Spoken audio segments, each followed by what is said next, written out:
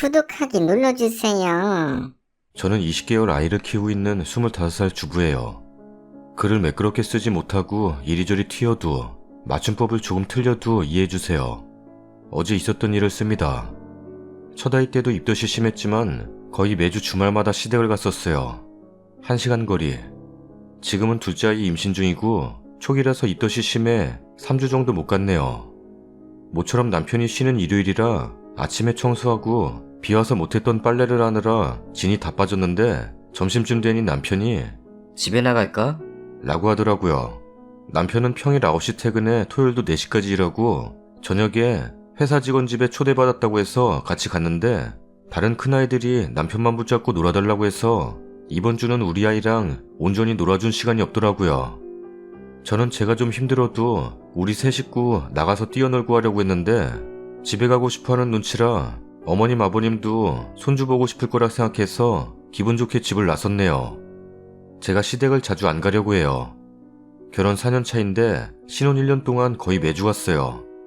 저희 집은 같은 지역이지만 이미 시댁 다녀오면 피곤해서 시댁에서 하루 자고 오는 길에 들리는 정도. 임신 중에도 매주. 아기 태어나고 한 달 만에 설날이어서 대가족 모이는 곳에 갔네요. 그 뒤로도 돌 때까지 못 가고 2주에 한 번은 꼬박꼬박 갔어요. 덕분에 저희 애는 잠을 깊이 못 자요. 예민하기도 하고 온갖 방법을 다 써봐도 안 됩니다. 도착하니 너무너무 반가워하셨죠. 저도 너무 오랜만에 보여드린 게 아닌가 살짝 죄송했는데 달력을 보시며 5월 2일날 마지막으로 보고 3주 만이네? 라고 하시는 아버님 말씀에 죄송이 쏙 들어왔어요. 굳이 그걸 제 앞에서 말씀하시는 건 왜인지. 저녁 먹기 전까지 놀다가 저녁 먹고 내려갈 거라고 오랜만에 왔으니 나가서 먹자고 했어요. 근데 아버님이 계속 속이 불편해 보이시더라고요. 어디 편찮으시냐니까 점심에 밥을 2공기나 먹어서 배가 안 꺼진다 랍니다. 뭐 그때가 3시 반쯤이었으니 7시까지는 꺼지시겠거니 했죠. 그런데 저녁 먹을 시간이 다 되어가는데 움직이실 생각을 안 하시더라고요. 오랜만에 손주 왔다고 애 데리고 동네 한 바퀴 순회까지 다녀오셨는데 제가 뭐 먹으러 갈까요? 라고 물어보니 아 배가 안 꺼지네? 어떡하지? 계속 그러시는 거예요. 그러면서 어머님께 자네는 뭐 먹고 싶은가? 나는 통 생각이 없네? 라고 말씀하시더라고요. 아버님이 배가 부르셔도 어머님이랑 저랑 남편은 밥을 먹어야 하니 메뉴는 골라야 했죠. 항상 저보고 고르라고 말씀하시는데 본인이 드시고 싶은 메뉴가 나올 때까지 제가 뭐 먹고 싶다 하면 그거는 이래서 안 된다, 그거는 저래서 안 된다 하시니 어제도 어머님 아버님 드시고 싶으신 거 먹으러 가요 그랬거든요. 그래서 어머님이 장어 먹으러 갈까? 하셔서 네 그렇게 해요 라고 했죠. 그랬더니 대뜸 아버님께서 장어 키우는데 항생제가 얼마나 많이 들어가는 줄 아냐? 하시더라고요. 네 어디서 본 것 같아요. 서로 다치면 염증 생겨서 많이 붓는다고 하더라고요. 라고 대답했어요. 아버님은 그래서 장어는 자주 먹으면 안 되는 거야 라고 하시네요. 제가 먹자고 한 게 아닌데 당신이 배가 부르셔서 생각이 없다고 그런 식으로 말씀을 하시는 거예요. 그리고 장어집으로 갔어요. 자리에 앉기도 전에 아버님께서 나는 배가 부르니까 1kg만 시켜 먹자 라고 하셨어요. 어른 4명에 아이 1명. 저희 애도 간식을 못 먹여서 무지 배가 고픈 상태라 혼자서도 반마리는 먹을 것 같았는데 2마리를 시키자고 하십니다. 여기서 제가 1차로 욱합니다. 저는 남기면 남겼지 부족해서 눈치 보고 먹는 게 너무 싫거든요. 제가 남편한테 우리 지난번에 엄마랑 동생이랑 넷이 먹은 게 2kg야 라고 살짝 말했죠. 남편은 1kg 시키고 더 시키면 되지. 라길래 알았다고 하고 주문을 했습니다. 음식이 나오고 저는 애가 밥 달라고 보채서 밥 먹이고 장어 잘라주느라 제 입에는 넣을 시간이 없었어요. 아버님이랑 남편은 열심히 먹고 아버님은 오늘 장어가 최근 먹은 것 중에 가장 맛있다고 연발을 하시며 드셨네요. 저녁 안 드신다던 분이 장어가 입에서 춤을 추는구만. 어머님은 한 점이나 드시고 입맛이 없으시다며 밥을 시키셨어요. 나는 공깃밥이나 하나 시켜주라. 여기서 2차로 욱합니다. 항상 아버님이 적게 시키는 통에 어머님은 자식들 먹으라고 음식에 손도 안 대십니다. 그런데 아버님께서는 농담인지 진심인지 알고 싶지도 않지만 매번 자네는 그렇게 안 먹는데 그 살들은 다 어디서 찌는가? 라고 하시죠. 어려운 형편 아닙니다. 저희 친정보다 훨씬 잘 삽니다. 그냥 어머님은 평생 그러신 듯 합니다. 2마리가 얼마나 되겠어요. 금방 사라지죠. 아버님이 자네는 왜 안 먹는가? 라고 하셔서 어머님이 내가 알아서 먹을게요. 라고 하고 저보고도 너는 왜 안 먹니? 라고 하시더라고요. 솔직히 불판에 고기도 몇 점 없었고 애가 계속 달라고 하는데 애 먹여야지 제가 먹겠습니까? 애 먹이느라요. 라고 대답하고 애도 다 먹은 것 같아서 남편한테 1마리 더 시켜달라고 했어요. 그랬더니 남편은 어제따라 확 진짜 평소에는 음식점 가면 제 거라고 챙겨주는데 자기 부모랑 먹을 때는 제가 안중이 없나 봅니다. 지 자식 먹이느라 진짜 딱 한 점 맛본 저에게 자기는 더 먹고 싶어? 라고 한마디 하는데 저 말이 제 귀에는 나는 배부른데 너는 더 먹고 싶다고? 라고 들렸습니다. 저도 순간 욱해서 부모님 앞인 것도 있고 아니 안 먹을래 안 먹을게 시키지 마 라고 정색을 하니 아버님이 어째 입에 안 맞냐? 라고 물어보십니다. 표정관리 못하고 아니에요 라고 하니 어머님께서 제 눈치를 보신 듯 했어요. 1마리 더 시켰는데 아버님께서 개수를 세시더니 14조각인데 나는 딱 2개만 더 먹을 테니 나머진 너 다 먹거라 라고 하시더라고요. 그냥 그때는 그것도 밉상이었습니다. 이미 밥 한 공기 된장국에 다 드셔놓고 30분 전만 해도 자기는 밥을 안 먹고 싶다고 8번은 이야기한 것 같은데 결국 돌아오는 차 안에서 남편이랑 대판 싸웠네요. 저도 부모님 험담하는 건 아니라고 생각하지만 아니 진짜 매번 이럽니다. 그걸 남편도 알고 있으면 좀 나서서 많이 시키던가 해야 되는데 아버지 드시고 싶으시면 더 시키고요. 이렇게 말해가지고 아버님은 안 드신다고 합니다. 이미 제일 많이 드시고 다른 사람들만 배고프고요. 항상 당신은 안 드신다고 해놓고 적게 시키기 해서 정작 제일 많이 드시고 다른 사람은 눈치 보며 젓가락 들게 하는데 부족해서 더 시키면 더 시킨 것까지 다 드시면서 먹고 나서 배가 터질 것 같다. 이래서 내가 항상 적게 시켜. 오늘 시킨 사람이 잘못했다. 라고 하십니다. 이게 별거 아닌 건가요? 저만 이렇게 먹는 건가요? 집에서 밥을 먹어도 메인 반찬은 홀라당 다 드시고 음식 먹는 중간중간 심부름 마시는 어머님. 애 밥 먹이느라 식사 다 끝나면 며느리는 찌꺼기 먹습니다. 애가 밥을 먹기 시작하면서 어머님이 생선이나 고기를 따로 주십니다. 그것도 좋은 쪽으로만. 근데 그것마저도 부러워하고 탐을 내십니다. 쟤는 좋은 것만 먹네. 저는 애가 먹고 남긴 것을 먹는데 아버님이 드시고 남은 찌꺼기 먹는 것보다 퀄리티가 더 좋은 것 같네요. 진짜 쉬지 않고 젓가락질 하시면서도 부족하신지 너는 왜 안 먹냐 말씀 빼놓지 않으시네요. 이것도 때마다 듣다 보니 네가 안 먹으니 내가 눈치 보여서 더 먹을 수가 없구나 라고 들리는 건 제가 꼬이다 못해 꽈배기가 돼버린 걸까요? 너무 급하게 막 드시니까 제 젓가락은 감히 뻗을 수도 없는데 또 나는 음식 먹는데 뭐 시키는 사람이 제일 싫다 하시면서 본인이 어머님 제일 시켜 먹습니다. 맛있는 거 제일 빨리 먹고 내내 심부름하다가 이제 막 식사하시는 어머님께 과일 뭐 있는가? 과일 좀 주게 랍니다. 내내 애 밥 먹이다가 저 이제 식은 밥 한술 뜨는데 물 한 컵 가져다 주겠는가? 랍니다. 이 집의 주 경제권자는 어머님입니다. 평생을 어머님이 돈 벌어다 주신 걸로 쓰시는 건데 아무리 어머님이 위신을 세워주신다고 해도 이건 아니지 않나요? 시댁 갈 때마다 미쳐버릴 것 같아요. 말씀이라도 안 하시면 모르겠지만요. 일주일 내내 일하신 어머님 주말에 새끼 다 차려야 하고 좀 쉬려고 하면 나가자고 하십니다. 자네는 그렇게 안 움직이니까 살이 찐다. 아버님은 평일 내내 운동 다니시고 놀러 다니시고 하는데 진짜 어머님 불쌍해 죽겠습니다. 그걸로 스트레스 별로 안 받는 건 어머님이 해탈하신 것 같아요. 보고 있는 저만 화가 납니다. 남편이랑 연애할 때 치킨을 시켰는데 혼자 닭다리 2개 먹는 거 보고 대판 싸웠었죠. 저는 나중에 먹으려고 한 걸 위에 그냥 있었다는 이유로 다 드시더라고요. 뭔 이런 매너 없는 놈이 다 있나 싶었지만 너무 순수하게 대답하는 바람에 다음부터는 조심하라고 해서 다시는 그런 일 없었어요. 남들이랑 밥 먹을 때도 같이 먹는 음식이면 대충 보고 내가 먹을 양을 계산해서 적당히 먹고 늦게 먹는 사람이 있으면 속도를 맞춰 먹는 게 예의인데 눈치 없이 자기 입에 막 집어넣는 남편. 제가 다 고쳐놨죠. 다행이죠, 고쳐져서. 안 고쳐지는 아버님이랑 사는 건 아니라서. 그래도 갈 때마다 열받습니다. 그리고 제가 시집와서 제일 놀랐던 게 고기를 구워 먹으면 아들 둘 남편 전부 다 자기 입에 쑤셔 넣기 바쁩니다. 어머님, 굽다가 한두 점 집어먹는 게 다입니다. 저도 애 챙기느라 제 입에 못 넣고. 고기 욕심 많은 여자이지만 저 못 먹어도 어머님 쌈 싸드립니다. 진짜 불쌍해 죽겠어요. 저희 집은 딸 둘의 아들 하나인데 엄마나 아빠가 고기 구우면 자식들이 돌아가면서 쌈 싸줍니다. 그럼 아무도 배고프지 않아요. 어느 날은 제가 너무 열받아서 밥 먹다 남편한테 어머님 좀 싸드리라고 뭐라 했더니 다들 뜨끔하셨으나 한 번 싸주고는 그냥 드시더라고요. 지금은 제가 포기했습니다, 그냥. 아들들만 있는 집은 이럽니까? 글을 쓰다 보니 이 말 저 말 다 쓰게 됐네요. 암튼 저 어떻게 할까요?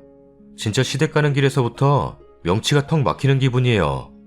차에서부터 두통에 시달립니다. 어린 나이에 결혼해서 딸처럼 애교도 떨고 무슨 말씀을 하셔도 웃는 척 했던 때가 있었는데 애 낳고 나니 더 부딪히고 완전 예민해져서 그냥 선인장 같네요. 제가 무턱대고 막 더 시킬 수가 없어요. 그냥 정신 나간 척 해야 되나요? 나이 드셔서 저러는 게 아닌 것 같아요. 온 세상이 아버님 중심으로 도나봐요. 어떡해요? 도와주세요. 이대로 둘째 태어나고 이유식 시작하면 전 그냥 굶을 것 같은 예감이 드네요. 후기입니다. 조언 많이 해주셔서 감사해요. 댓글들이 사이다네요.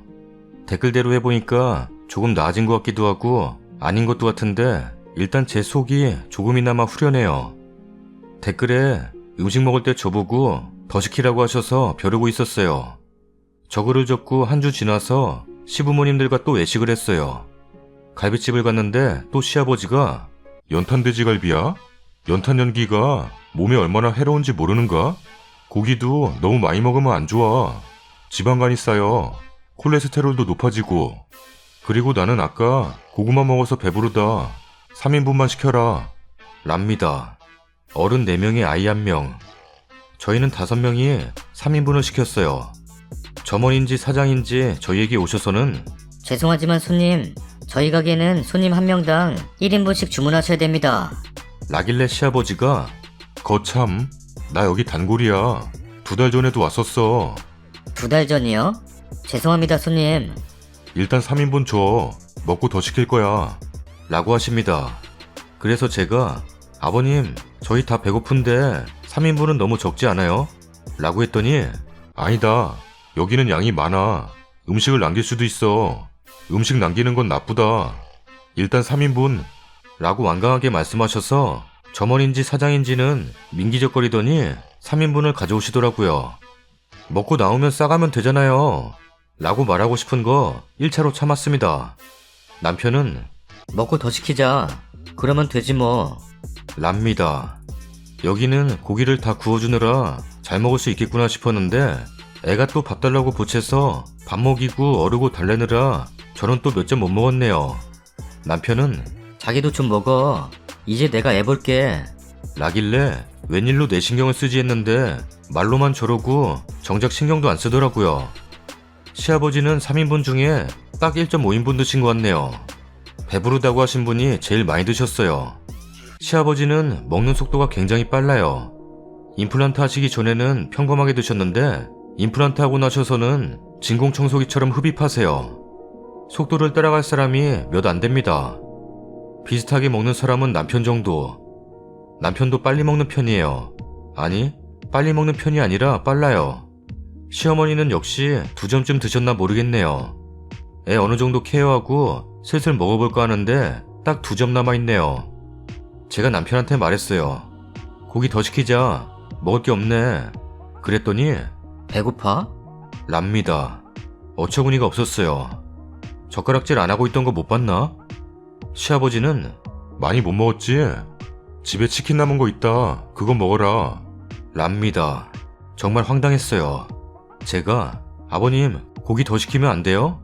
라고 했더니 집에 치킨 있는데 남기면 못 쓴다. 아낄 줄도 알아야 하는 거야. 라길래 그동안 쌓여있던 온갖 짜증을 다 분출해버렸어요. 아버님, 제가 먹는 게 아까우세요? 저 2점 먹었어요. 갈비집 와서 2점 먹는 게 말이 되나요? 저도 사람이에요. 배고프다고요. 얘가 왜 이래? 누가 먹지 말랬냐? 아까 먹을 때 같이 먹었어야지. 집에 치킨 있다고 했잖아. 그거 먹으면 되지. 왜 이렇게 낭비야? 그럴 거면 갈비집에 왜 데려오셨어요? 뭐? 네가 안 먹어놓고 왜 나한테 큰 소리냐? 애 봐야 되는데 어떻게 먹어요? 아무튼 안 된다. 안 되는 게 어딨어요? 사장님, 여기 갈비 30인분 추가할게요. 뭐? 갈비 30인분 나왔습니다. 아까 3인분 시켰을 때는 민기적거리더니 겁나 빨리 갖다 주네. 제가 알아서 먹고 계산하고 갈 테니까 먼저 들어가세요. 저걸 어떻게 다 먹어? 다 못 먹지 당연히. 남으면 개를 주던 냉동실에 얼리든 할 테니까 신경 끄고 먼저 가. 저는 결국 3인분 정도만 먹고 나머지는 다 싸와서 냉동실에 넣어놨네요. 저희 아버님 처음 배웠을 때 와, 이렇게 멋지게 늙으시는 분이 존재하는구나 싶었어요. 콩깍지가 시아버지한테 씌었죠. 같이 살아보니 이렇게 아줌마스러울 수가 없네요. 오히려 시어머니가 더 시아버지 같아요.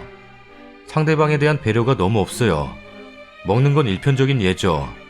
저희가 일찍 결혼했지만 그렇기 때문에 각자 집에서 따로 결혼자금이라고 할 만한 게 없었어요.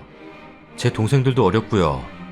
나름 큰 회사에서 또래에 비해 많은 돈 벌면서 그걸로 결혼 준비했고 살림살이 채워넣었는데 시아버지는 본인이 다 키워주신 것처럼 말씀하시네요.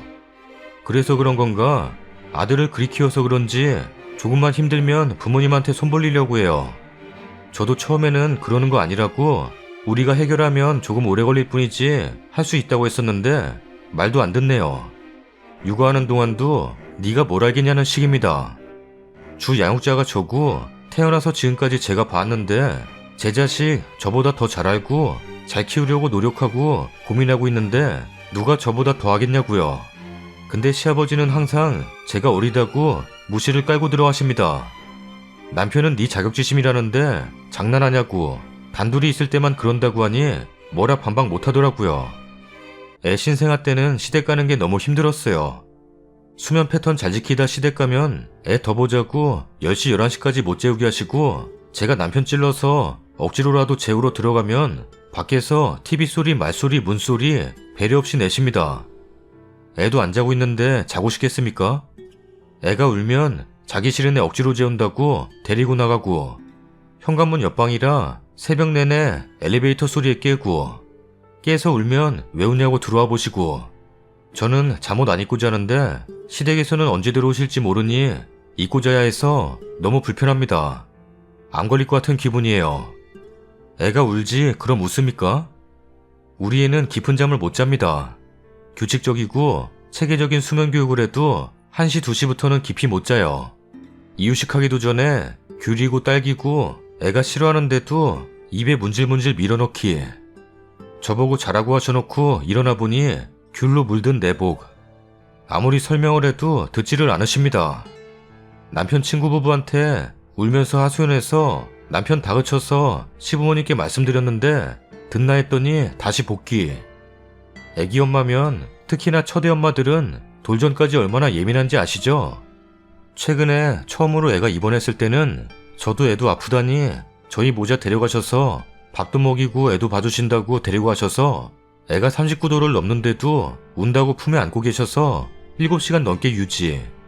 수액 맞으면서도 울다 자니까 안고 계신다 해서 0.1도 떨어진 39.9도. 입원하니까 아버님이 짐 갖다 주시면서 진작 병원 가자니까 네가 이를 키웠다 랍니다. 그 전날 병원 다녀왔고 편도만 부어 있었어요.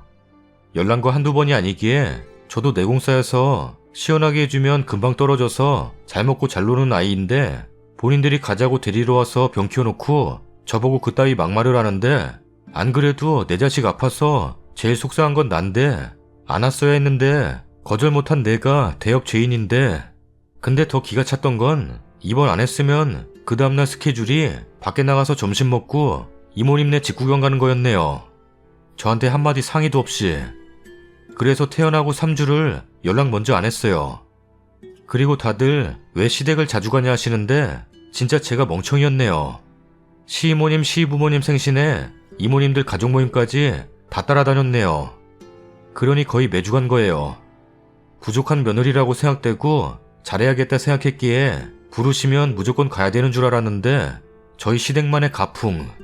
온 가족이 한 세트로 다니는 그런 집이 우리 시댁이었네요.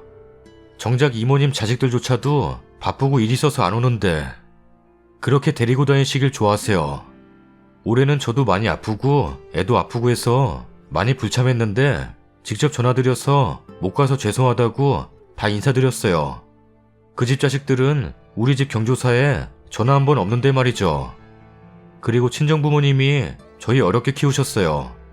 교직 공무원이신 시부모님과 다르게 시골에서 도시로 오셨고 자영업 하시다가 IMF 때 쫄딱 망해서 단칸방에 산 적도 있어요.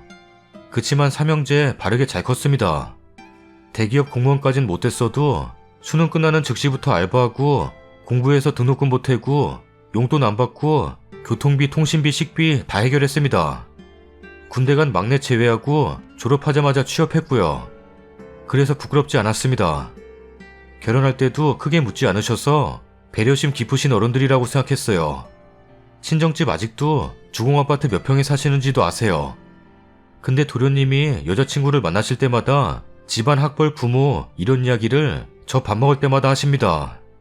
처음에는 그럴 수도 있지 뭐 했는데 여자친구와 선생님일 때는 하는 말마다 선생님들은 여행 잘 다닌단다. 잘 꾸민단다. 아버지가 뭐 하신다더라.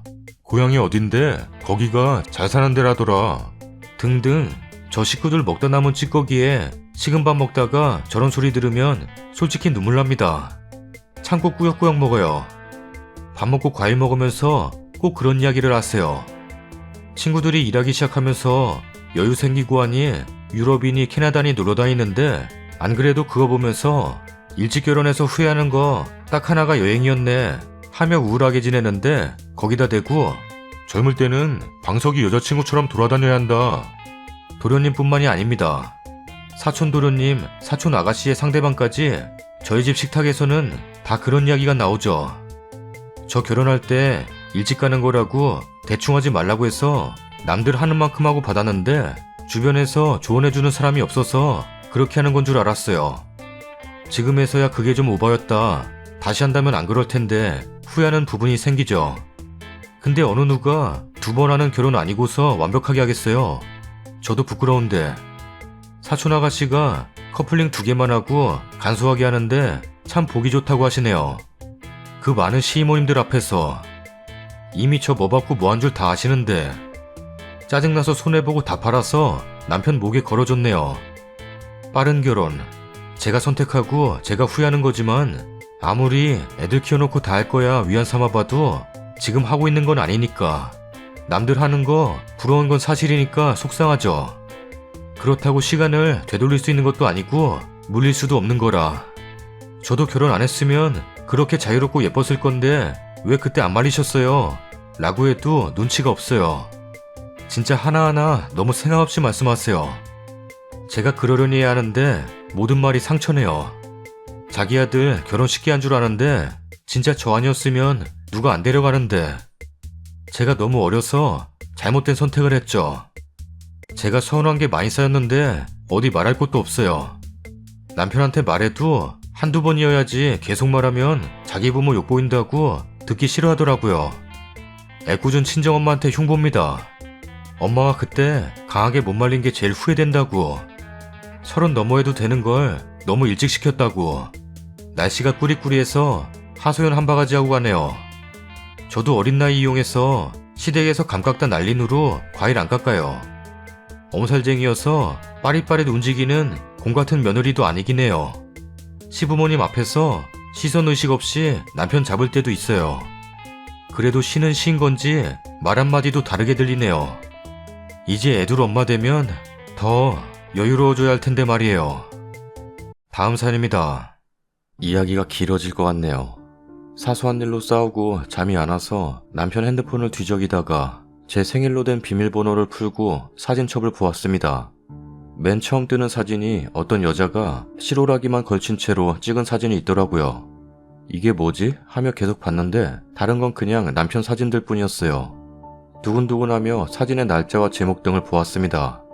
그러다 컬러 메일함을 보았는데 저희 한창 결혼 얘기 오가던 때 전송받은 것이었습니다. 그런데 메일함에는 그 내용뿐만이 아니고 남편이 자기 사진을 보낸 내용도 있었어요. 저희는 신혼여행 다녀온 지 일주일도 안 된 그야말로 갓 신혼생활을 하는 깨가 쏟아지는 부부입니다. 한창 행복한 신혼이었습니다. 그 사진을 아직 가지고 있는 게 더 기가 차고 이게 무슨 일인가 싶고 정말 미치고 환장하겠더라고요. 중매도 아니고 2년 6개월을 열렬히 사랑하여 남편이 타지로 발령받은 뒤 너무나 같이 살고 싶어서 프로포즈 받고 제가 대학교 졸업과 동시에 결혼식을 올리고 막 서울에 신혼살림을 차렸는데 서울과 대구를 오가며 주말에만 만나기에도 벅찼었는데 이게 무슨 날벼락일까요? 제가 나이도 7살이나 어린 신부인데 휴대폰 바탕화면을 그 여자 사진으로 바꿔놓고 제목을 그만하자 끝이다 이걸로 바꿔놓고 저는 침대에 누웠습니다. 갑자기 냉정해지고 잠은 자야겠다 생각이 들더라고요. 해가 뜨면 아직 혼인신고도 안 했고 엄마 아빠 미안해 이 인간이랑 못 살겠어 라고 말하기로 생각했어요. 그날은 설 연휴 시작일이고 대구 시댁과 친정에 내려가는 날 새벽이었습니다. 침대에 누워 좀 울다가 잠이 들었습니다. 몇 시간 후 휴대폰 알람이 울리는데 신랑이 당연히 휴대폰을 받겠죠. 저희는 알람을 2번 울리게 해놓았거든요. 5분 간격으로. 첫 번째 알람을 끄고 다시 저를 뒤에서 안으며 자는 척 하더라고요. 남편 정신이 번쩍 들었겠죠. 근데 머릿속에서 이궁리 저궁리 변명거리대느라 일어나지는 못하고 통박 굴리고 있었겠죠. 살포시 저를 안길래 확 뿌리치니까 더 강하게 안더라고요. 치아라. 왜 그러노? 오빠가 더 잘할 낀데 오빠 입으로 말해봐라. 뭐를? 아 그래. 일나 봐라. 얘기 좀 하자. 이러더군요. 한다는 말이 이 사진이 왜 폰에 있는지 모르겠다. 나는 황당하다. 너 무슨 짓을 한 기가? 미쳐서 참. 제가 아는 내용 조목조목 말했거든요. 조목조목은 아니고 미친듯이 소리 지르며 몇 월 며칠에 전송받았고 오빠는 몇 월 며칠에 자기 사진을 보냈고 그 여자는 오빠가 뭐뭐했고 내가 뭐뭐했던 날이고 등등 다 말했어요. 그니까 미안하다며 사실대로 말한다며 다 얘기하더라고요. 12월 달에 저 만난다고 대구 내려갔다가 밤에 동네 친구들을 만나 술을 마셨대요. 그 내용은 저도 알고 있어요. 근데 저보고 집에 간다고 이제 잔다고 해놓고 술집을 갔었나봐요. 이놈의 술집.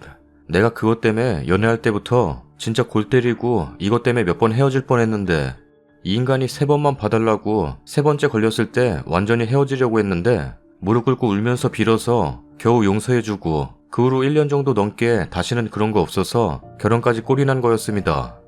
제가 그까지 술집 노래방 간 것 때문에 그런 거 아니에요. 회사 생활하는 사람이라 회식만 하면 거기는 코스거든요. 심할 때는 일주일에 한 번씩 갔으니까요. 제가 말하는 저한테 걸린 거란 건 술집 여자들이랑 연락하고 만나고 바람피다 걸린 거예요. 제가 부끄러워서 세세히 말은 못하겠는데 확실한 물증을 잡혔던 것만 3번이지 물증 없이 걸렸던 건 좀 많았거든요. 물증은 모텔 영수증이라던가 문자 내용 등등이 되겠고 아닌 건 그냥 연락 안 되고 휴대폰 끝까지 안 보여주고 보여준다 해도 다 지워진 내용 등이 되겠죠. 저는 자주 잔소리하는 스타일이 아니고 모아뒀다가 한 번에 뒤집어 엎는 스타일이거든요. 잔소리도 자주 했던가? 바보 같다 하겠지만 정말 헤어지려고 했어요. 누구나 하는 말이겠지만 여자 문제만 없으면 완벽하거든요. 퍼펙트. 한 번은 제가 술집에 데리러 갔는데 룸 안에 여자랑 단둘이 있다가 황급히 뛰쳐나오고 더 웃긴 건 애인이 데리러 왔는데 술집 여자가 술집 밑에까지 배웅 나와서 방구 오빠야 잘 가. 이랬거든요. 제가 그 여자한테 욕하니까 그 술집 여자한테 욕했다고 저한테 화냈던 사람이에요. 그 다음날 기억도 못하면서. 회사 생활하며 회식 때 가는 건 제가 다 봐주기로 했어요. 대신 친구들이랑 오빠 돈 쓰면서 가는 일은 절대 없기로요. 저요, 룸 안에서 무슨 일이 일어나는지 다 알아요. 제가 봤거든요. 어떻게 봤냐고요? 옛날 오빠를 만나기 전 사귀었던 사람과 그 친구들과 술 한잔하고 노래방에 가서 노래를 부르자길래 갔는데 저희 커플과 남자 2명이서 갔어요. 그때 저한테 양해를 구하고 도우미 둘을 부르더군요. 저는 뭣도 모르고 알겠다고 했는데 양주에 몇 병 먹고 술이 너무 취하니까 이 사람들이 제가 앞에 있는데 술김에 일을 저지르는 것들을 목격했거든요. 저랑 옛남친은 술 별로 안 먹었었고요. 또 만났던 사람이 웨이터를 해서 얘기 들은 것도 많고 아무튼 3번만 봐주기로 했고 3번은 끝났고 이제 우리가 끝내야 할 상황인데 사실 제가 말하고 싶었던 건 그게 아니에요. 저희 신랑이 미운 게 아니라 오빠 친구들이 죽도록 미워요. 진짜 짜증나도록 미워요. 정말 제발 안 어울렸으면 좋겠어요. 술집이나 노래방을 가는 것도 다 그놈들이 꼬드기는 거라고 믿거든요. 저희 신랑도 똑같은 놈이지만 저 만나고 많이 자제하고 열심히 사는데 그 말종들이 자꾸 꼬드겨요. 항상 그 인간들 때문에 사단이 났어요. 어떤 놈들이냐면 예를 들면 이건 사건이 10개라면 4등 정도 하는 수준이네요. 저희 신혼여행 다녀와서 친정집에서 하루 자잖아요. 신혼여행 다녀온 직후 저희 부모님한테 인사드리고 있는데 오빠한테 전화와서 방순이 몰래 빠져나와. 우리가 나이트 쏠게. 오늘 가면 물 좋다. 그게 할 소리예요? 전화기 너머로 다 들렸거든요. 그 다음날도 전화와서 한다는 말이 어제 진짜 재밌었어. 너 왔어야 했어. 오빠만 제 옆에서 진땀 뺐죠. 나이 32살 처먹고 모아둔 돈 하나 없는 놈 하나 있고 아직 백수인 놈 하나 있고 그딴 놈들이 파이어에그 친구고 세상에서 가장 소중한 친구들이고 그 친구들 이상형이 술집 아가씨고 여자불로 노는 게 제일 좋다고 처음 보는 사람한테 당당히 얘기하는 것들이에요. 사실 저희 남편도 똑같으면 똑같지 다 거기서 거긴데 제가 초반에 얘기했었어요. 당신 친구들하고 내가 살갑게 친하게 지내는 거 기대하지 마. 예의는 차릴 테니 내가 당신 친구들 안 좋아하는 건 알고 있어. 그 인간들이 저보고 한다는 말이 오빠 옛날 여자친구 이름을 대면서 방순이 투네? 면전에 대고 이랬었거든요. 제가 그 여자 이름을 알고 있었어요. 어떻게 알았냐고요? 그 친구라는 인간들이 오빠랑 저랑 사귀고 한참이 지나고도 카스에 그 여자랑 오빠랑 다정하게 찍은 사진들 올려놓고 빨리 결혼하라는 둥, 너무 붙어 다닌다는 둥, 그걸 전체 공개로 그대로 놔뒀으니까 알죠. 아무튼 상황 이해 가시죠? 친구 여자친구한테 옛날 여자 이름을 대놓고 말하는 상황. 완전 문해라고 생각했어요. 그 친구 여자친구라는 여자는 지 남자친구가 수십 번 바람펴도 다 봐줘요. 그 여자가 저 처음 만나는 자리에서 저 들으란 듯이 오빠, 그때 내 친구 방실이랑 사귀지? 걔들 집이 횟집이잖아. 걔랑 사귀었으면 회 실컷 먹을 텐데. 이랬던 여자예요. 거지 같은. 결론은 남편은 그 친구들만 안 만나면 술집 안 갑니다. 확신합니다. 서울로 발령받고 나서 대구의 현장과는 완전 반대된 분위기로 회식을 해도 식사에 맥주 간단히 하고 곤드레 만드레 안 하는 분위기거든요. 문제는 그 친구놈들이 죽고 못 사는 친구라는 거죠. 몰래 처치해버릴 수도 없고 나랑 그 친구들 중 선택하라고 유치 뽕하게 굴 수도 없고 핸드폰에 여자 사진은 너무 심하게 못생겨서 봐주기로 했습니다. 오빠도 울부짖으며 했던 말이 봐라, 못생겼잖아. 네가 봐도 그렇잖아. 지가 멋대로 번호 알아서 지 사진 보낸 거다. 하도 졸라서 내 사진 몇 장 보내주고 지었던 거고. 이래 생긴 여자랑 오빠가 무슨 짓을 했겠노? 절대 아무 일 없었다고 싹싹 빌고 그날 술집도 친구들 때문에 갔던 거랍니다. 이래저래 추측해봐도 2차나 이런 건 없었겠다 싶었어요. 설 연휴 동안 생각해보니 그래 마지막이다 싶었어요. 이제 한 번만 더 확실하게 걸리면 회사고 시댁이고 다 망신 주려고요. 성실하고 인정받는 이미지거든요. 다 엎어버릴 겁니다. 댓글입니다. 결혼 전에 그런 모습을 봐줬던 게 잘못이죠. 여자 문제 그거 절대 못 고쳐요. 그냥 헤어지는 게 나을 거라 봅니다. 7살 차이 나는 어린 신부라 애지중지해줄 거라는 기대 절대 하지 마세요. 내가 아는 어떤 놈은 10살 연하 여친을 두고도 나이트 가서 별짓 다 하고 돌아다닙니다. 어쨌든 못 고쳐요. 그냥 끝내시지 그러세요. 그런 인간 남편도 아니구만. 뭘 한 번만 더 걸리면이에요. 그 주변 친구들이 그런 거면 님 남편도 똑같은 거예요. 다 끼리끼리 놀거든요. 댁남편도 똑같이 놀고 당신한테 잡아떼는 거예요. 사랑 때문에 합리화시키지 말고 애 낳기 전에 헤어지세요. 절대 님 남편을 꼬드기는 게 아닙니다. 순진한 글쓰님 부디 정리하세요. 너무 싹이 그렇네. 이제 갓 결혼한 신혼이 저러면 쓰나요? 그리고 버릇이란 거 무서워요. 그거 어찌 고칠래요? 부모님께 말씀드리고 이제 마지막으로 각서 하나 쓰고 다음엔 눈 딱 감고 헤어지세요. 지금 당장 헤어지면 더 좋으련만. 여자 문제 그거 평생 속 썩힙니다. 헤어지는 게 정답 아닐까? 결혼 전도 그렇고 하고 나서도 그걸 안 지우고 참나. 앞으로가 뻔하네. 남 얘기라 쉽게 해서 미안하지만 옳은 길은 아닌 것 같습니다. 내 남자 이것만 빼면 괜찮은 데가 아니라 그것 때문에 나쁜 겁니다. 님이 자꾸 그런 식으로 한바탕 얻고 넘어가니까 남편분은 얘는 이러면 봐주니까 잔소리 한번 듣고 말지 이런 식인 거예요. 한번 본때를 보여주세요. 여자들은 자기 남편은 다르다고 착각을 하시는 분들이 많은 것 같은데요. 님 남편도 똑같아요. 아마 님 남편이 가자고 꼬실지도 몰라요. 그런 남자 부류 평생 그 버릇 못 고쳐요.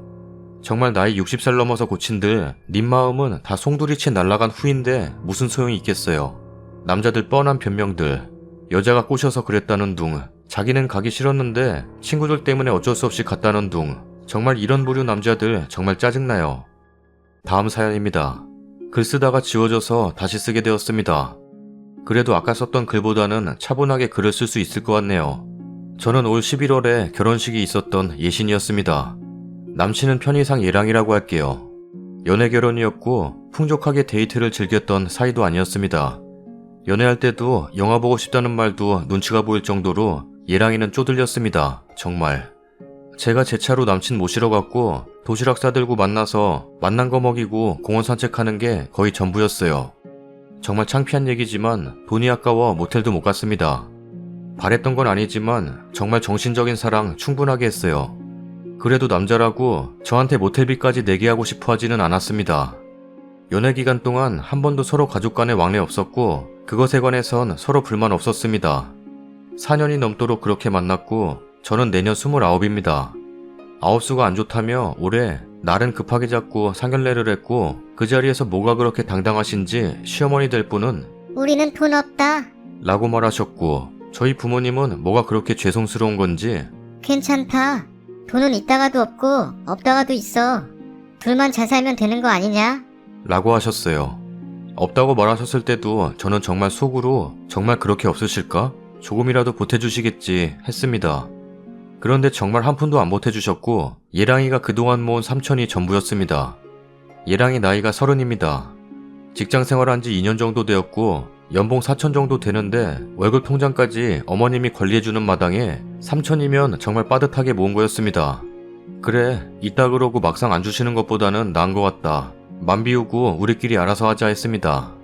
저는 대략 6천 정도 모았었고요. 저희 집에서 융통 가능한 2억 정도 있다 하여 나름 여유있게 결혼 준비 중이었습니다. 어차피 유산 명목으로 오빠와 저한테 집 한 채씩 해주시려고 했던 거라 부모님이 아예 대출까지 받으셔서 저희 집을 장만해 주셨고 당연히 명의는 제 명의로 했어요. 집 장만을 하고서도 서로 연락 없었습니다. 얘랑에도 괜히 연락 주고받다가 맘 상한다며 웬만하면 자기를 통해서만 얘기하길 바랬고 저도 한 성격 하는지라 서로 연락해서 좋을 게 없다 싶었어요. 그러다 얼마 전에 제가 서서히 월급 통장 가져올 준비를 하라고 했습니다. 다른 분은 모르겠지만 4년을 겪어온 그쪽 어머님은 절대 그냥 주실 분이 아니라는 거 정도는 알았거든요. 역시나 조용히 넘어가는 법이 없었습니다. 전화하셔서 반 이상 욕을 섞어가면서 네가 싸가지 없이 월급 통장 가져오라 그랬냐? 너네 집에서 그렇게 많이 해줬냐? 그렇게 많이 해줘서 겁을 상실했냐? 뭐 이런 소리만 반복하셨습니다. 정말 창피했습니다. 누가 들을까봐 수화기 소리를 얼마나 줄였는지 모르겠습니다. 저도 성격이 그냥 넘어가는 성격 아니라 예랑이한테 월급 통장이고 뭐고 필요 없으니까 알아서 관리하라고 했습니다. 어차피 따로 관리하는 집들 많으니까 알아서 하라고 했어요. 다 필요 없다고 조용히 살자 했습니다. 막상 포기하고 나니까 예랑이가 겁을 먹었는지 바로 통장 가져왔고 확인 결과 마이너스였던 통장이 저랑 통화 후 1800 들어와 제로 상태였습니다. 이런 상황조차 차마 저희 친정에는 말할 수 없었습니다. 통장 사건이 있고 얼마 안 되어서 예랑이가 다른 건 모르겠고 대출 받으신 거는 우리가 각자고 제안했습니다. 그 순간은 정말 그래, 내가 다른 복은 없어도 신랑 복은 있구나. 우리 신랑 정말 개념 있구나. 안도했습니다. 내 월급 신랑 월급 계산하면서 몇 년 걸리겠다. 혼자 계산하는 모습이 너무너무 이뻐 보였습니다. 그리곤 다음날 어머님이 전화를 하셔서 또 욕을 해가면서 언제 대출 받아서 집 해달라 그랬냐? 왜 대출은 받아서 우리 방구가 그걸 갚아야 하냐? 방구 같은 거. 라고 난리를 치는 겁니다. 다리에 힘이 풀리고 할 말이 없었습니다. 그래서 대출금만요? 아니에요. 저희 집에서 해준 집값 다 갚기로 했는데? 라고 했고 아무 말 없이 전화가 끊어졌습니다. 네, 입원하셨대요. 저랑 통화 후 너무 충격 먹으셔서 입원하셨대요. 무슨 통화 오갔는지 예랑이한테 얘기했고 돈이 그렇게 아까우면 그냥 결혼하지 말자 그랬습니다. 아무래도 결혼 후에도 나 때문에 여러 번 입원할 것 같은데 나도 사람인지라 누가 나 때문에 계속 쓰러진다 그러면 우리가 잘 살 수 있겠냐고. 괜히 이혼을 한 해 만에 그러지 말고 파혼하자 그랬습니다. 솔직히 엄마 입원에 파혼 통보까지 너무하는 건가 싶기도 했지만 결혼 전에 다들 얼마나 싸우고 속상해하고 그러는지 모르겠지만 집도 내가 하고 혼수도 내가 하고 예단은 얼마 해주면 되겠다고 하시면서 예물은 하지 말자 그러고 우리 엄마 아빠한테 너무 미안해서 내 돈으로 한복해드리고 이 꼴이 뭔가 싶어서 그냥 관두자고 했고 그냥 헤어졌습니다. 가난하다는 거 몰랐던 것도 아니고 그런 거 상관없다 생각하고 만났습니다. 나는 속물이 아니라고 자부하고 사랑 하나 믿고 만났다고 생각했습니다. 그냥 우리는 행복할 거라고 막연히 생각했습니다. 왜 비슷한 집이랑 만나야 하는지 알려주지 않아도 알 것 같았습니다. 결국 집은 전세를 놓기로 했습니다. 예랑이한테도 그렇게 통보했어요. 그 소식을 들었는지 병원에서 전화하셔서 너는 병문안 한 번을 안 오냐? 라면서 뭐라 하시길래 괜찮으시냐고 물었고 그때서야 파혼이 웬 말이냐? 3억이 넘는 집값을 우리 방구가 어떻게 갚냐? 라며 울먹이셨고 계속 그것만 물고 늘어지셨습니다. 나는 그런 집에서 살아본 적도 없고 본 적도 없는데 있는 집에서 딸 시집 보낼 때는 그 정도 해줄 수 있는 거 아니냐? 라며 말을 계속 이어나가시길래 저희 집 없는 집인데요? 대출받아서 집 산 거잖아요. 우리가 담보 없이 대출받을 능력 안 되니까 부모님이 대신 대출받으신 건데 그걸 왜 부모님이 부담 지어야 하나요? 같이 갚는 거지 왜 아들 혼자 갚는 거라고 생각하세요? 시어머니는 숨소리만 씩씩 나더니 끊고는 예랑이한테 무슨 말을 하셨는지 예랑이가 그 집은 그냥 전세 주고 우리는 우리 형편에 맞는 집에서 살자. 라는 겁니다. 그래서 그것도 싫다고 했습니다. 어머님이 어떤 사람인지 모를 때야 예랑이랑 어디서 살던 둘만 있으면 행복할 줄 알았는데 알고 나니까 예랑이가 집을 해온다 한들 싫다고 했습니다. 그냥 서로 행복을 빌어주자 말하고 전화기 꺼놓고 저도 맘 정리 중입니다. 저희 부모님에게 대충은 말했고 속상해 하시지만 돈 문제로 그러는 거면 안 하는 게 나은 것 같다 하십니다. 그쪽 어머님은 아직도 병원에 계십니다. 아직도 사태 파악이 안 되시는지 계속 저보고 병문안도 안 오냐고 난리십니다. 예랑이도 마음이 정리가 안 되는지 힘들어합니다. 저도 예랑이만 생각하면 마음이 흔들려요. 그냥 연락하지 말라 그러고 예랑이만 보고 살까 하다가도 부모 연을 내가 뭔데 끊고 말고 하는 건가 싶어서 눈물이 나곤 합니다. 앞으로는 이렇게 사람 하나 보면서 사랑만 할 수는 없겠죠? 저도 이젠 이것저것 따지면서 누군가를 만나겠죠? 밖에 비도 오고 저도 너무 슬프네요. 댓글입니다. 힘들 뿐 구말리 창창하게 남은 님의 인생을 두고 봤을 때 현명한 판단하셨다고 위로해드리고 싶네요. 시험애가 자꾸 병문안 오라고 하는 게 상황 파악을 못해서가 아니라 돈줄 놓칠까봐 그러는 것 같아요. 얼렁뚱땅 넘어가면 될 줄 알았나봐요. 진짜 쓰러진 게 아니라 쇼하는 거네요. 님 잡으려고. 진짜 쓰러지면 그렇게 못해요. 입원한 것도 일부러 글쓰님에게 보여주려고 한 것 같은데요. 예랑이의 마인드도 글러먹은 것 같아요. 생각이 조금만 더 있으신 분이었다면 자기 어머니가 진짜 충격 먹어서 입원을 한 건지 아님 쇼하려고 입원한 건지 알 텐데. 그리고 후자 쪽이더라도 예랑이는 알고서 모르는 척 할 수 있을 것 같네요. 어머님한테 잡혀 사는 성격인 것도 같고. 글쓰님 많이 힘들어 하시는데 죄송하지만 전 오히려 반대예요. 이건 지금 춤추고 기뻐해야 할 상황 같네요. 사람 앞일 예측할 수 없다 하지만 시어머니 저런 성격으로 님 절대 행복할 수 없어요.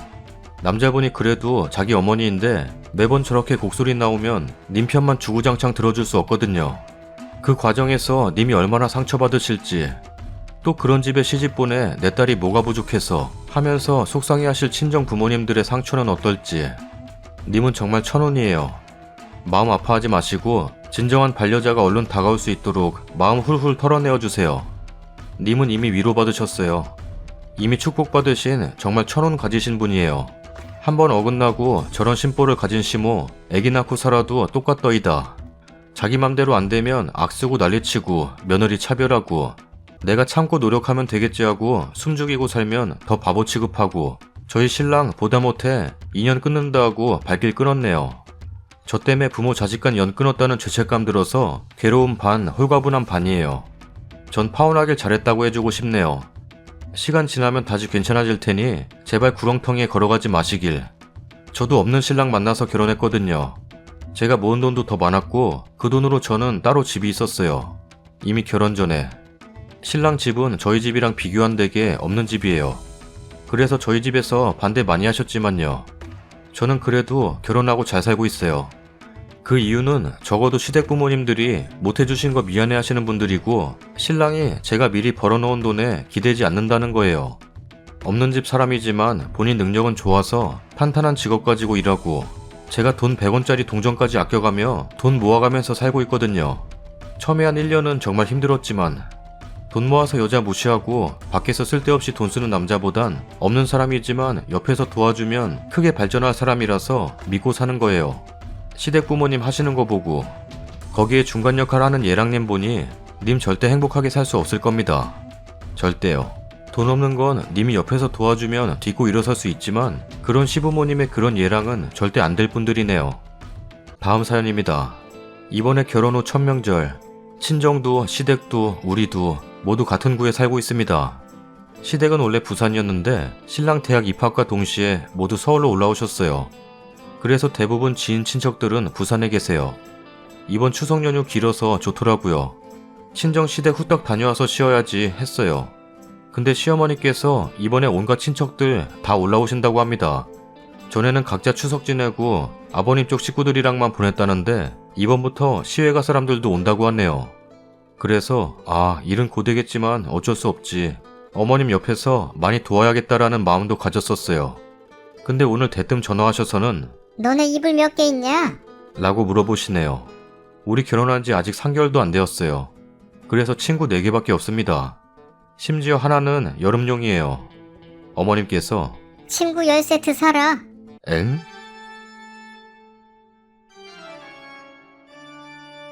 아니 여기가 모텔도 아니고 10세트씩이나 왜 필요해요?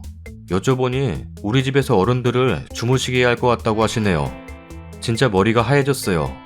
10세트씩이나 살 이유도 없고 주무시게 하실 거면 시댁에서 주무셔야지 왜 우리 집에서 주무세요? 라고 말했더니 너는 생각이 어쩜 그리 없냐? 우리 집은 너네 집보다 비좁고 우리 집에는 네 시아버지 식구들이 잘 텐데 어떻게 거기에 외가 식구들을 같이 묵게 할 생각을 하냐? 라면서 불같이 화를 내시는 겁니다. 여기서 말을 잘못하면 안 될 것 같아서 조심스럽게 말씀드렸어요. 그건 안 되겠어요. 저도 당일날 친정할 건데 그럼 어른들 집에 있게 하고 우리만 쏙 갈 수는 없잖아요. 집주인도 없는데 다른 사람들이 있다는 게 말이 안 되죠. 당일날 꼭 가야겠냐? 당연히 가야죠. 결혼 후 첫 명절인데 저도 우리 가족들 다 보고 싶어요. 그래? 전 그러면 비번만 알려주고 가라. 우리가 없는 사이에 무슨 일이 발생할지도 모르는데 진짜 이건 아닌 것 같았어요. 내가 여기서 더 시어머님이랑 감정 상하느니 남편이랑 얘기해보라고 하고 토스했어요. 여기까지가 오전에 있었던 일입니다. 아니 정말 이게 말이 돼요? 신랑 퇴근하면 얘기 나누긴 할 건데 이게 가능한가요? 상상도 못한 일이라 어떻게 대책을 세워야 할지 모르겠어요. 일단 무조건 이불 안 살 겁니다. 근데 이불 들고 오실까봐요. 도와주세요. 댓글입니다. 이불 10세트 사놓으면 매년 명절 때나 행사 있을 때 시외가나 시가 쪽 친척들이 님네 집에서 잘 거고 님은 친정 못 가죠. 진짜 남편이 처리해야 돼요. 매년 명절 또는 시외가 식구들 올 때마다 님의 집에서 주무시게 할 거 아니면 딱 부러지게 거절하세요. 남편 잡아요. 여긴 시어머님 집이 아니라 우리 집인데 왜 우리도 없는 집에 시외가 식구들을 재우냐? 콘도를 구하던지 시댁에 다 모여서 놀던지 알아서 하시라고 해. 명절 전날 음식하는 것까지는 돕겠지만 그 이상은 못해. 네가 거절 못하면 내가 직접 거절할 거고 어머님과 갈등이 커질 수 있어. 네가 직접 거절해. 라고 하세요. 지금은 서로 너무 좋고 이혼 생각 없어서 절대 못 헤어질 것 같죠? 이번에 이거 못 막으면 남편 숨 쉬는 것도 보기 싫어질 정도로 증오하게 될 수도 있습니다. 아니 왜 며느리 들이기 전에 안 하던 걸 왜 갑자기 시외가까지 방문하고 재우라고 난리여. 이상한 시어머니네. 진짜 꼴값입니다. 이번에 그냥 어영부영 끌려가면 매번 그렇게 해야 할 것 같네요. 남편한테 중간에서 상황 제대로 정리하라고 하세요. 우리 집이 여관이냐고. 왜 집주인들이 불편하다는데 어머님이 강요하시냐고. 근처 숙박업체에서 주무시는 게 맞는 거지 주인도 없는 빈집에 굳이 와 계셔야 하는 거냐고. 혹시 나 모르는 사이에 들이닥치시면 친정부모님 귀에도 들어갈 테니 알아서 차단하라고요. 우리 집 민박집 아니다 해라. 그리고 초대한 적 없으니 알아서들 호텔을 잡던 모텔을 잡던 해서 자고 가던 노숙을 하던 내 알 바 아니라고 해라. 늙은 시모가 시대도 모르고 갓 들어온 며느리한테 어설프게 폐악질을 부리려나 본데 말려들지 말고 똑똑하게 살아라. 시모가 말귀 못 알아먹거든. 이 집안은 명절에 며느리 친정도 안 보내는 땅놈의 집구석인가 본데 우리 집은 아니라 해라. 시모, 네 친정 식구는 네가 챙겨라. 나는 내 친정 식구 챙기러 가마. 자꾸 그러면 아들 다시 내줄 테니 평생 옆구리에 끼고 살아라 해라. 추가 글입니다. 지금 조금 한가해서 덧붙입니다. 댓글 남편이랑 어제 하나도 빠짐없이 정독했습니다. 댓글 중에 집의 지분에 대해 여쭤보시는데 이게 뭐가 중요한지는 잘 모르겠으나 집은 제가 6하고 남편이 4했습니다. 이런 것까지 오픈해야 할진 모르겠지만 제가 한 살 더 많고 모아둔 돈이랑 벌이 역시 더 좋은데다가 친정부모님 도움을 조금 받아서 34평 아파트를 구매했습니다. 시댁은 24평인가 28평인가 아무튼 방 2개입니다. 그래서 무리한 요구를 하신 것 같아요. 일단 호텔, 모텔, 에어비앤비를 알아봤는데 약 1-20명 들어가는 방은 찾을 수도 없고 펜션도 여기가 서울이라 마땅한 게 없을 뿐더러 연세들도 지극하신 분들 대부분이라 모텔에 묵게 하셨다간 진짜 난리 날 것 같아요. 호텔에 인원 정해서 묵게 하면 저희 한 달 생활비가 없어질 것 같아요. 한 달 생활비를 포기하기엔 너무너무 아까워요. 저희 시어머니 돈 없으셔서 당연히 저희 보고 내라고 하실 것 같아요. 호텔에서 묵게 하시면 오히려 더 좋아하실 거예요. 호텔이니까. 룸서비스도 신나게 시키실 것 같아요. 본인들이 내는 게 아니니까요. 남편은 엄마가 며느리 자랑 좀 하고 싶어서 괜한 억지를 부린 것 같아. 미안하다. 라고 하네요. 시어머니께서 시집살이를 좀 당하셨다고 듣긴 들었는데 그래서 괜히 더 그러시는 게 아닌가 싶어요. 그런데 저는 자신 없어요. 어떤 분의 댓글처럼 명절 이틀간 밤새 어른들 시중 들고 집도 싹 치우고 자리 다 봐드리고 끔찍합니다. 처음 보는 사람들이 집에 있는데 마음 편히 친정 갈 수 있을까요? 게다가 이번 한 번으로 끝나지 않을 거란 말 그거 보고 소름이 쫙 끼쳤어요. 무조건 저희 집에 시외가 분들을 들이지 않는 방향으로 가야 할 것 같은데 방법이 마땅치 않네요. 제가 침구 세트 둘 데 없어서 못 산다고 하면 이불 싸서 오실 분이니까요. 오시고도 남아요. 짐은 이런 걸로 바꿔놓았다간 친정 갔다 시댁 갔다 왔다 갔다 해야 할 것 같고 시댁이랑 친정 사이에 딱 저희 집이 있어요. 걸어서 각각 15분 10분 거리. 남편이 오늘 점심 중으로 시어머니와 통화하겠다고는 하는데 될까 싶어요. 시아버지께 얘기를 드리고 싶어도 어머님을 절대 못 막으세요. 시어머니 파워가 강력합니다. 남편이 형제라도 있으면 형제끼리 좀 어떻게 해볼 텐데 외동아들이라 어찌할 방법이 없네요. 이미 기차표 다 끊어놓으셨을까봐 너무 걱정입니다. 양쪽 모두 좋게 좋게 합의되는 좋은 방법 없을까요? 아, 그래? 그건 그렇고